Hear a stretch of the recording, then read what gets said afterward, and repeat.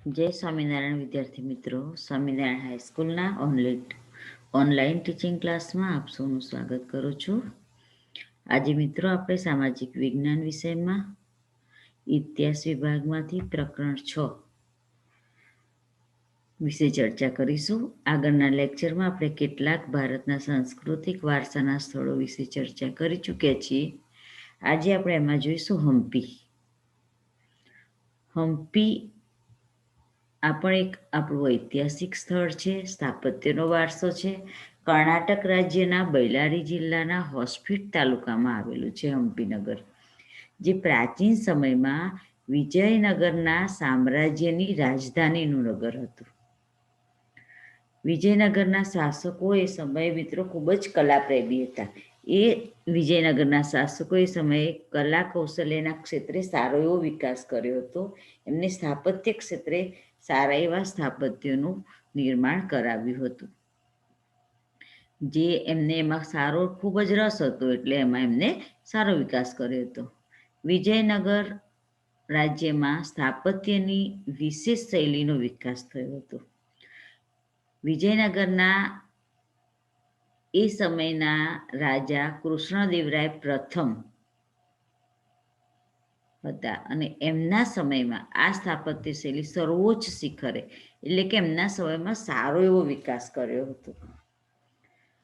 વિજયનગરના સ્થાપત્યની મુખ્ય વિશેષતા એ છે કે વિશાળ પથ્થરોને કોતરીને કરવામાં આવેલા ભવ્ય, ઊંચા અને કલાત્મક સ્તંભો છે. એમના જે સ્થાપત્યો છે એમાં કલાત્મક એટલે કોતરણી કરેલા સ્તંભો ઉપર એમણે બાંધકામ કરાવેલું છે. આ સ્તંભો ઉપર એ સમયના દેવો એટલે કે દેવદેવીઓ, મનુષ્ય, પશુ, યોદ્ધાઓ, નર્તકી વગેરેના સુંદર અને કલાત્મક શિલ્પો કંડારાયેલા છે. આપણે જાણીએ છીએ કે આ હજારો વર્ષ જૂની વાત છે. તે સમયે આવા અદ્યતન સાધનો હતા નહીં, ઓજારો હતા નહીં. સાદા ઓજારો દ્વારા માત્ર હથોડી અને ટાંકણું, આપણે આગળ જોઈ ગયા છે કે શિલ્પકલા એટલે પથ્થરને કંડાળવાની કલા. હથોડી અને ટાંકણા વડે પથ્થરમાં વિવિધ પ્રકારના આકારો કંડાળવામાં આવે છે. શિલ્પીના મનમાં જે કંઈ ભાવો ઉદ્ભવે છે એ ભાવો એ પથ્થર ઉપર કંડાળે છે. એ કોઈ પશુને જોવે છે, હાથીને જોવે તો હાથીનો આકાર પથ્થરમાં કરે, ઘોડાને જોઈએ તો ઘોડાનો આકાર પથ્થરમાં કર્યો હોય, કોઈ નૃત્ય કરતી સ્ત્રી જોયું હોય તો એવું એ પથ્થરમાં કંડારે છે. એટલે એ સુંદર અને કલાત્મક શિલ્પો કંડારાયેલા છે. આસામ રાજ્યના હમ્પીનગરમાં કૃષ્ણદેવરાયના સમયમાં વિઠ્ઠલ મંદિર અને હજારા મંદિરનું નિર્માણ થયું હતું. અહીંયા હજારા મંદિરનું ચિત્ર આપેલું છે મિત્રો, આપણે જોઈ શકીએ છીએ કેવા સુંદર કલાત્મક સ્તંભો છે ને એમાં વિવિધ પ્રકારના ચિત્રો કંડારાયેલા છે, શિલ્પો કંડારાયેલા છે. વિવિધ પ્રકારની આકૃતિઓ એમાં જોવા મળે છે. અચ્યુતરાયનું મંદિર, વિરૂપાક્ષનું મંદિર, કૃષ્ણ મંદિર છે. અહીંયા આ વિરૂપાક્ષનું મંદિર જોઈએ છે, કેવી સુંદર કલાત્મક કોતરણી છે પથ્થરમાં. કેટલું ઝીણવટભર્યું કામ છે. પથ્થર આટલા ઊંચે સુધી કેવી રીતે પહોંચાડ્યા હશે, એને કંડાળ્યા કેવી રીતે હશે, એ આપણા માટે એક આશ્ચર્યની વાત છે. અને એવું કલા કૌશલ્ય ભારત ભૂમિના લોકોમાં હતું. એ એના શ્રેષ્ઠ ઉદાહરણો છે. ત્યાર પછીનું સ્મારક છે પટ્ટદકલ સ્મારક. અહીંયા એનું પણ ચિત્ર અહીંયા આપેલું છે, જોઈ શકીએ છીએ આપણે કે પથ્થરનો આખું પથ્થર નિર્મિત મંદિર છે, સ્મારક છે. આ પણ બદામીના ચાલુક્ય વંશની રાજધાનીનું નગર હતું. પટ્ટદકલ દખ્ખણના એટલે કે દક્ષિણના બદામીના ચાલુક્ય વંશની રાજધાનીનું નગર હતું. તે કર્ણાટક રાજ્યના, બદામી ક્યાં આવ્યું તો કર્ણાટક રાજ્યમાં હાલ આશરે બદામીથી 16 કિલોમીટર દૂર પટ્ટદકલ ચાલુક્ય શૈલીના સુંદર મંદિરોના લીધે જાણીતું છે. ઈસુની એટલે કે ઈસુના જન્મ પછીની 7મી-8મી સદીમાં, ઈસુના જન્મ પછીનો જે સમયગાળો છે એને આપણે ઈસવીસન કહીએ છીએ. એટલે ઈસુના જન્મની 7મી-8મી સદીમાં ચાલુક્ય વંશના રાજાઓ, અત્યારે 21મી સદી ચાલે છે, તો 7મી સદી એટલે 100 વર્ષનો સમયગાળો. તો વિચારીએ આપણે કે કેટલા વર્ષો જૂની આ બધી સ્થાપત્યો છે, આ બધી વાતો છે.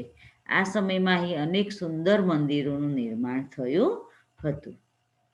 અહીંના મંદિરોના બાંધકામમાં નાગર શૈલી અને દ્રવિડ શૈલીનો ઉપયોગ થયેલો છે. આ બંને સ્થાપત્ય શૈલીઓ અહીંના મંદિરોની રચનામાં એકબીજાને પ્રભાવિત કરે છે. પટ્ટદકલ ના મંદિરો પૈકીનું વિરુપાક્ષ એટલે કે શિવનું મંદિર સૌથી વિશાળ છે. આ વિરુપાક્ષનું શિવ મંદિર છે. વિચારીએ આપણે કે કેટલા સુંદર પથ્થરની અંદર કોતરણી કામ થયેલું છે. વિશાળ મંદિર છે અને એમાં ભગવાન શિવની આવી મૂર્તિ પણ કંડારાયેલી છે. ત્યાર પછી ખજુરાહો એ મધ્યપ્રદેશમાં આવેલું છે. આ સ્થાપત્ય ખજુરાહોના મંદિરો છત્તરપુર જિલ્લાના ખજુરાહો મધ્યપ્રદેશ રાજ્યનો છત્તરપુર જિલ્લો અને એમાં ખજુરાહો નામનું સ્થળ છે, એક ગામ છે અને ત્યાં આ મંદિરોનું નિર્માણ થયેલું છે. ખજુરાહો 905 થી 1050 સુધીના સમયમાં બુંદેલખંડના ચંદેલ રાજપૂતોની રાજધાનીનું નગર હતું.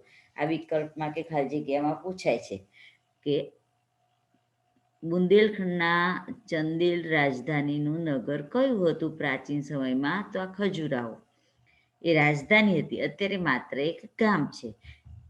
આ ખજુરાહો જોઈએ આપણે અહીંયા જોઈ શકીએ છીએ કેવા સુંદર શિલ્પો અંદર કંડારેલા છે. ઝીણવટભર્યું કામ છે. આ ચંદેલ રાજાઓએ અહીં કુલ 80 મંદિરોનું 1, 2, 4 નહીં પરંતુ કેટલા 80 મંદિરોનું નિર્માણ કરાવ્યું હતું. તેમાંથી આજે માત્ર 25 મંદિરો જ હયાત છે. ઉત્તર ભારતની નાગર શૈલીના આ ઉત્તમ નમૂનાઓ છે ખજુરાહોના મંદિરોએ. તે પશ્ચિમ, પૂર્વ અને દક્ષિણ દિશાના ક્ષેત્ર સમૂહમાં વિભાજિત થયેલા છે. આ મંદિરમાં મોટા ભાગના શૈવ એટલે કે ભગવાન શિવના મંદિરો છે. કેટલાક વૈષ્ણવ ભગવાન એટલે કે વિષ્ણુ ભગવાનના મંદિરો છે વૈષ્ણવ સંપ્રદાયના, ને કેટલાક જૈન સંપ્રદાયના. હિન્દુ ધર્મના મુખ્ય 3 સંપ્રદાય શૈવ સંપ્રદાય, વૈષ્ણવ સંપ્રદાય અને જૈન સંપ્રદાય. તો ત્રણેય સંપ્રદાય એટલે એના પંથ. બધા મંદિરોની રચના પદ્ધતિ અને શિલ્પ લગભગ સમાન જોવા મળે છે. શરૂઆતના સમયમાં બધા જ મંદિરો ગ્રેનાઇટ પથ્થરના બનાવેલા હતા. ગ્રેનાઇટ એટલે કાળો મજબૂત પથ્થર. તેમાં 64 યોગિનીનું મંદિર એ મુખ્ય છે. આ 64 યોગિનીનું મંદિર છે એનું અહીંયા ચિત્ર છે એ મુખ્ય છે. ગ્રેનાઇટ પથ્થરથી બનાવેલું છે. આ મંદિરની તોરણની અલંકારિક સ્થાપત્ય શૈલી, તોરણ એટલે એનું પ્રવેશદ્વાર, કલા કારીગરીનું ઉત્તમ ઉદાહરણ છે. દેશ વિદેશના હજારો પ્રવાસીઓ ખજુરાહોના મંદિરોમાં મૂર્ત થયેલી વાસ્તુકલા, શિલ્પકલા અને મૂર્તિકલાના શિલ્પો જોઈને આશ્ચર્યચકિત થઈ જાય છે અને આ સ્થાપત્યની મુલાકાતે હજારો વિદેશીઓ ભારતમાં આવે છે. કોણાર્કનું સૂર્ય મંદિર. આપણે જાણીએ છીએ કે આપણા દેશમાં મુખ્ય 2 સૂર્ય મંદિરો છે, એક કોણાર્કમાં અને બીજું ગુજરાતમાં. તો કોણાર્કનું સૂર્ય મંદિર ઓરિસ્સા રાજ્યમાં, કોણાર્કનું સૂર્ય મંદિર એ આપણા પૂર્વ ભારતની અંદર એટલે કે બંગાળાની ખાડી પાસે ઓરિસ્સા રાજ્યમાં જગન્નાથપુરી જિલ્લામાં, બંગાળાની ખાડી એટલે કે બંગાળાના અખાતના દરિયા કિનારે આવેલું છે, એટલે દરિયા કિનારાનું આ સ્થળ છે. 13મી સદીમાં ગંગવંશના રાજા નરસિંહવર્મન પ્રથમના સમયમાં આ મંદિરનું નિર્માણ થયું હતું. કોણાર્કના સૂર્ય મંદિર વિશે 3 માર્ક્સનો પ્રશ્ન કે 2 માર્ક્સના પ્રશ્નમાં પૂછાય છે કે માહિતી આપો. કોણાર્કના સૂર્ય મંદિરની તો આપણે આ બધું લખવું પડે. તો એનું નિર્માણ કોણે કરાવ્યું છે? તો નરસિંહવર્મન પ્રથમના સમયમાં. આ મંદિર કાળા પથ્થરનું બનેલું છે. આખું આ જે મંદિર છે એમાં કાળા પથ્થરનો જ ઉપયોગ થયેલો છે, એટલે એને કાળા પેગોડાના નામથી પણ ઓળખવામાં આવે છે. આ ખાલી જગ્યામાં કે વિકલ્પમાં પૂછાય છે. આ મંદિરની રચનામાં સૂર્ય ભગવાનને સમર્પિત છે આ મંદિર, કારણ કે સૂર્ય મંદિર છે એટલે સૂર્ય ભગવાનનો રથ છે. આપણે જાણીએ છીએ કે સૂર્ય ભગવાનનો રથ 7 ઘોડા ખેંચે છે, એટલે કે આ મંદિરને પણ એવો જ આકાર આપેલો છે કે સૂર્યના રથને 7 અશ્વ એટલે ઘોડા ખેંચતા હોય તેવું સ્વરૂપ આપવામાં આવેલું છે. આ રથને મંદિરના આધારને સૌંદર્ય આપતા, રથને આધાર આપે. કોઈ પણ આપણે વ્હીકલ ચલાવીએ છીએ તો વ્હીકલનો આધાર શેના ઉપર છે? એના વ્હીલ ઉપર, એના પૈડા ઉપર. તો રથ મંદિરનો આધાર એના પાયામાં 12 મોટા મોટા પૈડા પથ્થરના આવા કંડારાયેલા છે. અને એકલા ખાલી ગોર પૈડા નથી, પણ તો એ પૈડાની અંદર પણ 6 આ બાજુ અને 6 બીજી બાજુ, એ પૈડાની અંદર પણ વિવિધ પ્રકારની આવી સુંદર મજાની કોતરણી છે. તે વર્ષના 12 મહિનાના પ્રતીક છે. 12 પૈડા એટલે આપણે જાણીએ છીએ કે આપણા વર્ષની અંદર 12 મહિના છે. ગુજરાતી મહિના પ્રમાણે અને અંગ્રેજી પ્રમાણે 12 મહિનાનું વર્ષ છે. એટલે વર્ષના 12 મહિનાના પ્રતીકો છે. અને દરેક પૈડાને 8 આરા છે. આપણે અહીંયા જોઈ શકીએ છીએ કેટલા આરા છે. અહીંયા 1 2 3 4 5 6 7 અને 8. આમ 8 આકા એટલે આરા છે, જે દિવસના 8 પ્રહર દર્શાવે છે. દિવસના 8 પ્રહર છે, જેમ આપણે કહીએ છીએ ને કે સવાર, બપોર, સાંજ, એમાં પાછા બીજા એના પ્રહર પડે છે. તો પરોઢ ને મધ્યાહન ને રાત્રિ ને અર્ધરાત્રિ, એવા 8 પ્રહર છે. કોણાર્કનું સૂર્ય મંદિર અજોડ અને અનુપમ છે.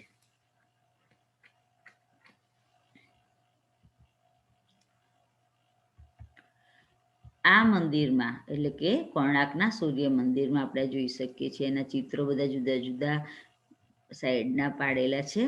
આ દિવ્ય, સંસારિક અને સજાવટી એમ 3 પ્રકારના શિલ્પો છે. આ સંસારિક ચિત્રો છે, આ દિવ્ય એટલે કે દેવદેવીઓને લગતા અહીંયા ચિત્રો દોરેલા છે, અને સંસારિક દિવ્ય અને સજાવટ એટલે કે સુંદર સુશોભન કરે એવા ચિત્રો પણ છે.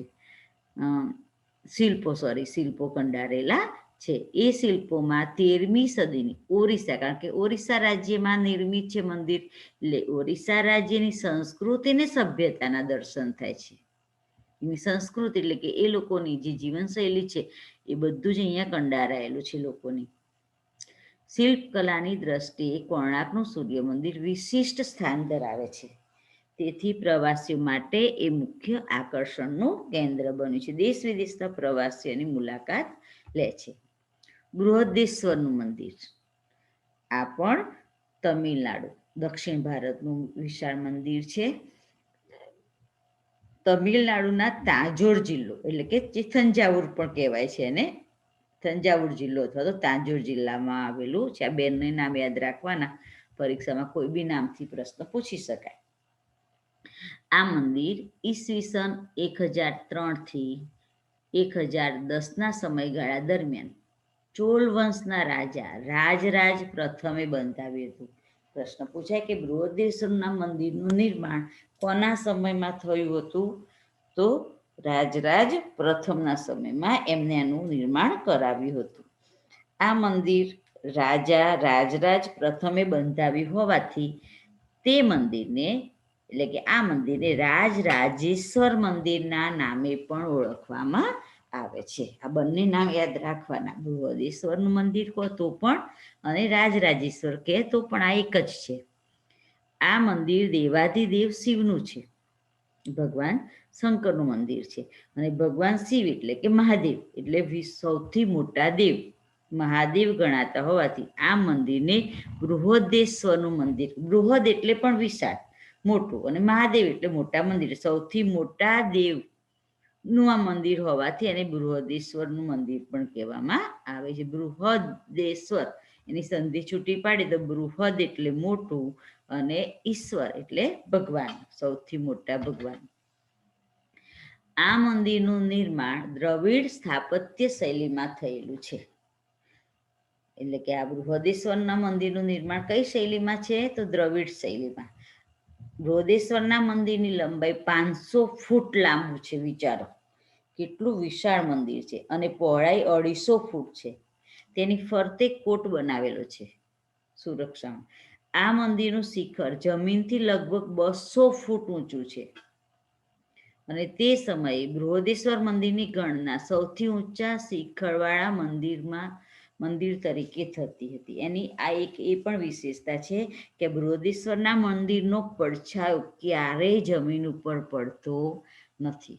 આ એની એક ખાસ વિશેષતા છે. અહીંયા આપણી ચોપડીમાં એનો ઉલ્લેખ નથી, પણ એ જાણવાની બાબત છે, કારણ કે એની રચના જેવી રીતે કરી છે કે દિવસના ગમે તે સમય આપણે ચાલતા હોઈએ તો દિવસનો પડછાયો, સૂર્યની દિશા બદલાય એમ આપણા પડછાયાની દિશા પણ બદલાય છે. કોઈક અમુક સમય આગળ હોય, અમુક સમય પાછળ હોય, સાઈડમાં પડતો હોય, પણ આનો પડછાયો ક્યારેય જમીન ઉપર પડતો નથી.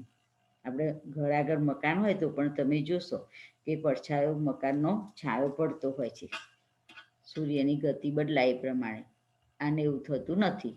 ભવ્ય શિખર, વિશાળ ગઢ અને કલાત્મક સુશોભનને કારણે આ બૃહદેશ્વરનું મંદિર ભારતીય સ્થાપત્ય કલાનો અદ્વિતીય વારસો ધરાવે છે.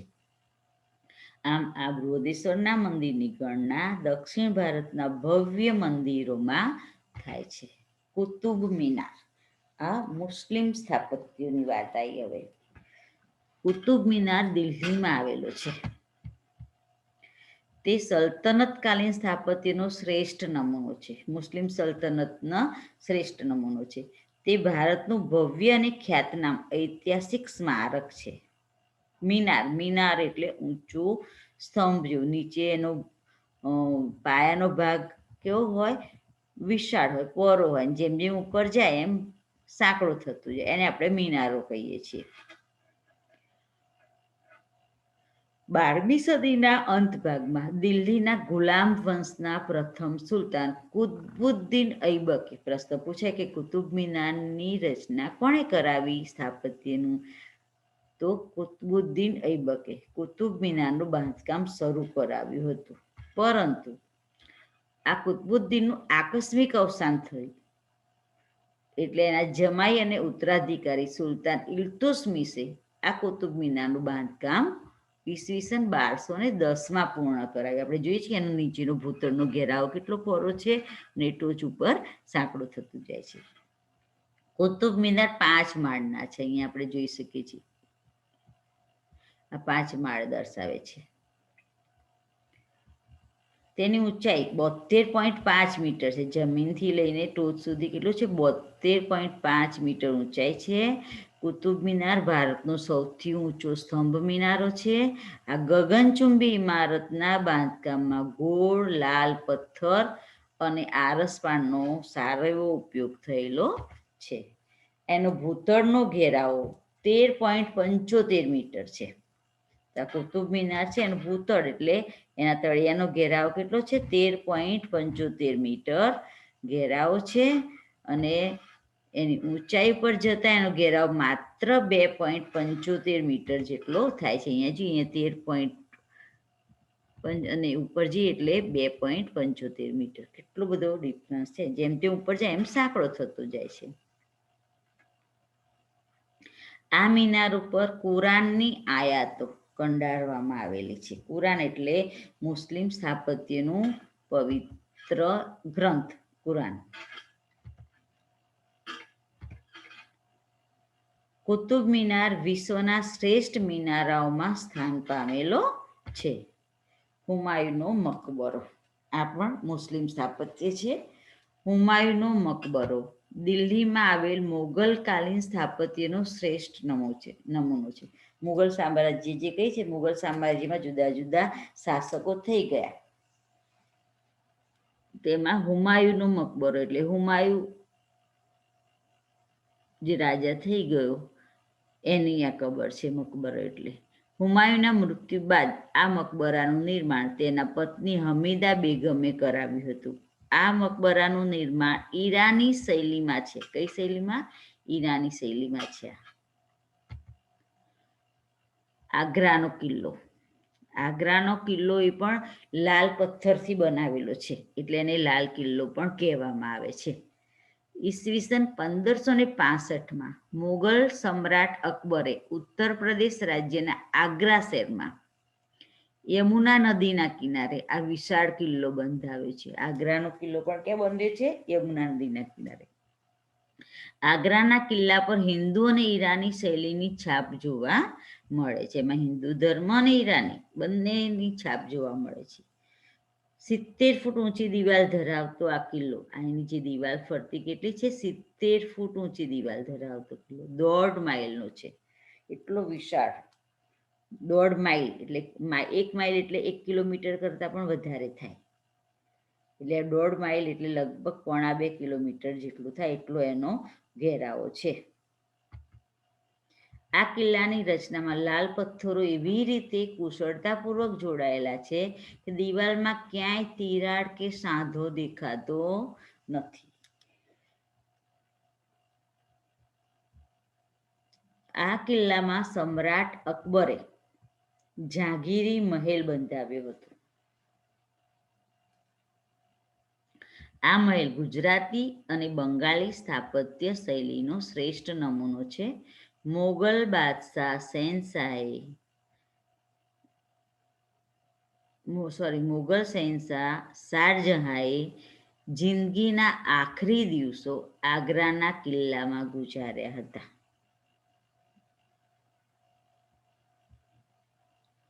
મુગલ શહેનશાહ શારજહાંએ મુગલ સામ્રાજ્યનો છેલ્લો રાજવી જેને કહેવાય, એને આખરી દિવસો ક્યાં ગુજાર્યા છે? આગ્રાના કિલ્લામાં.